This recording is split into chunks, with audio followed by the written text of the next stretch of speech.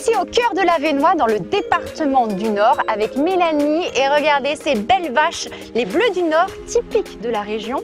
Il y en a beaucoup, Mélanie, ici?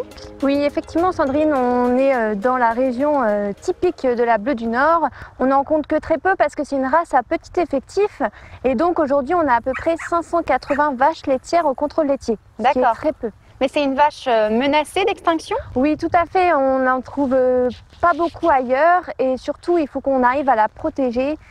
Et donc, on met en place plusieurs choses ici. Ce qu'on va voir d'ailleurs, parce qu'il y a énormément de choses qui sont faites pour protéger cette belle vache, et notamment l'éco-pâturage. Comme on le voit là, regardez un petit peu, elle broute, l'herbe, la belle herbe bien fraîche, bien verte d'ici. Oui, effectivement, Sandrine, la bleue du Nord favorise et valorise les systèmes herbagers, dont l'herbe, et on la retrouve sur des surfaces et des sites naturels en éco-pâturage, puisque c'est des gestionnaires publics ou privés qui donnent accès au foncier de cette région qui est assez difficile à trouver à nos éleveurs, et donc on a une gestion écologique du milieu. Ben c'est ça, en fait, on place des vaches sur différents terrains, qu'ils soient publics ou privés, pour qu'elles entretiennent justement ces terrains. C'est tout à fait ça, Sandrine. Et ça permet aussi aux touristes, aux habitants de voir les vaches. En effet, on essaie de développer l'activité touristique de la race, et pour cela, on réfléchit à mettre en place une application de randonnée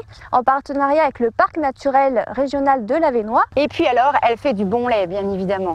Tout à fait, on a donc une race qui est dite mixte. L'éleveur l'élève pour son lait, mais aussi pour sa viande. Et donc au niveau du lait, on a pas mal d'éleveurs qui font des produits. On a très envie de la découvrir, cette belle vache. Alors quelles sont ses caractéristiques physiques dans un premier temps? Donc c'est une race qui est très rustique. Elle est pas très grande, assez petite, fine sur ses pattes, et elle se déplace extrêmement bien. On peut la retrouver sous différentes couleurs. Vous avez différentes robes possibles, donc on peut la voir de couleur blanche, elle peut être aussi de couleur bleue tachetée, ou alors de couleur noire. Comme on le voit là, d'ailleurs. Tout à fait. C'est sympa, c'est un super paysage avec plein de couleurs différentes. Le bleu, il ressort bleu-gris en fait. D'où son nom, la bleue du Nord. Ça fait aussi rappel avec la pierre bleue qu'on peut trouver ici, donc dans le patrimoine avesnois. Elle est bien adaptée au sol. Tout à fait. Il pleut dans le Nord, non? Non, c'est pas vrai, c'est une fausseté ça.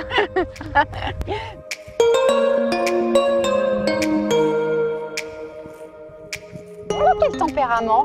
Elle est très douce, très calme, manipulable. Les éleveurs l'élèvent aussi pour ça. Elle vient vers nous, elle est sympathique. C'est une vache très sympathique. Ouais, très sympathique. Mais on le voit là, hein, elles sont très paisibles dans le champ. Et même des fois, elles viennent nous dire bonjour quand on s'y attend pas. Ouais, c'est ça, les vaches, elles sont assez curieuses quand même. Hein. Pourquoi vous avez décidé de participer au prix de l'agrobiodiversité? L'objectif principal, c'était de pouvoir aider et soutenir encore nos éleveurs, car ils protègent une race à petit effectif. Et donc du coup, ça nous permettait de pouvoir mobiliser tout le monde autour de cette initiative. Aujourd'hui, on est fiers de notre race, on est fiers de nos éleveurs, et on est aussi fiers de tous les acteurs territoriaux qui travaillent avec nous tous les jours autour de cette race-là. Vous êtes en train de créer une marque autour de cette belle vache, la bleue du Nord. C'est le gros objectif qu'on se tend, c'est de pouvoir réunir les éleveurs, les acteurs des filières, les acteurs territoriaux autour de cette marque-là pour valoriser le lait, la viande, mais aussi l'éco-pâturage et l'agrotourisme. C'est ça, parce qu'il ne faut pas oublier le tourisme dans tout ça qui va être très important aussi dans vos projets. Effectivement, mobiliser les citoyens et les consommateurs autour de la race, c'est tout gagner pour nos éleveurs derrière. Avec Mélanie, on s'est dit qu'on allait se faire un petit pique-nique au milieu des vaches avec bien évidemment leurs bons produits. On a du bon fromage, du bleu, du beurre, des glaces aussi et une bonne crème fraîche. Alors moi, j'ai jamais goûté ce fromage. Hein. Alors vous allez voir, c'est un fromage assez spécial, mais très bon, caractéristique par sa croûte, qui un petit peu représente la robe de la race. Moi j'adore cette petite dégustation au milieu des vaches. Il y a beaucoup d'éleveurs qui font ce type de produit? Non, on n'a que très peu d'éleveurs. Aujourd'hui, là, vous avez à peu près 3 producteurs qui sont représentés. Et vous aimeriez qu'il y en ait d'autres? Tout à fait, on favorise par des formations les éleveurs à essayer de s'installer et de monter une unité de transformation. Ce qui va nous aider aussi, c'est que quand la marque sera créée, on pourra poser cette marque-là sur nos produits et donc les différencier par rapport à d'autres produits. Ouais.